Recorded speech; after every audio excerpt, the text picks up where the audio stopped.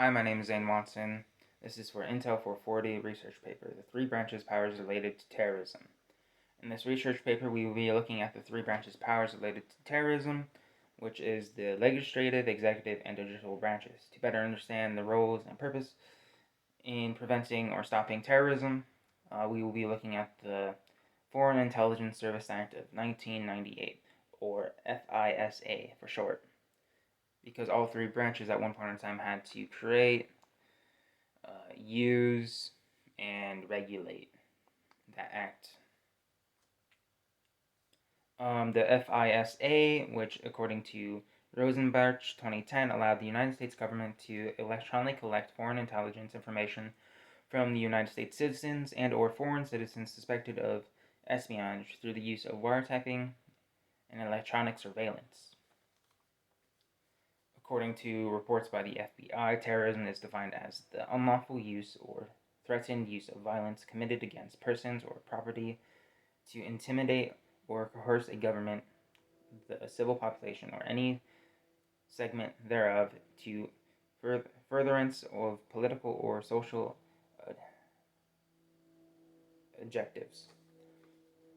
The legislative branch, which is Congress, who is made up of the House of Representatives and the Senate, who are in charge of making laws, conducting investigations, and keeping the other branches in a check and balance.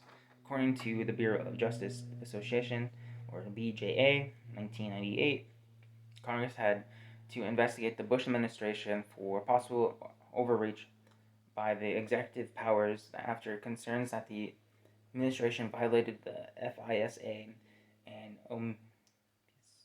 Omnibus Crime and Safety Street Act of 1968, which regulates wiretaps and makes sure that information obtained through it is safe and not misused.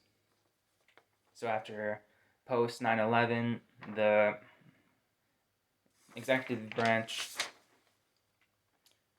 authorized the NSA to use warrantless electronic surveillance programs that went around the approval of Congress and the FISA, which required transparency with Congress so that any regulations or securities needed can be taken and or granted.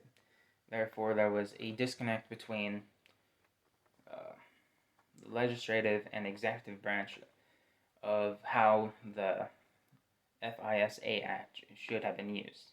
So the executive were arguing, since it was kind of an emergency post 9/11, that any use of electronic surveillance or wiretapping is allowed through that act.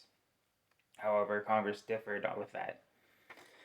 The judicial branch, who are made up of the Supreme Court or other federal courts, they are also in charge of checks and balances to make sure that the Constitution and our God-given rights are upheld and are not taken from us through the powers of legislation or legislation or overreach.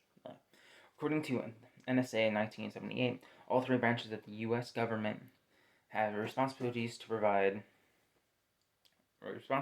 programs conducted under FISA, and a key role of FISA courts is to ensure that activities conducted present to the FISA authorized are consistent with the statutes as well as the U.S. Constitution, including the Fourth Amendment.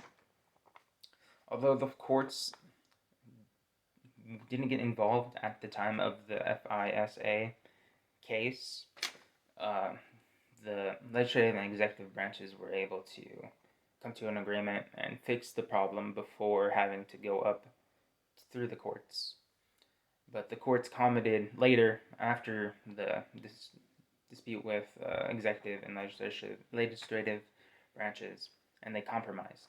And the courts found that their compromise was legal, and that some surveillance and or wiretapping is allowed, as long as the rules and regulations are followed and that individual rights aren't violated.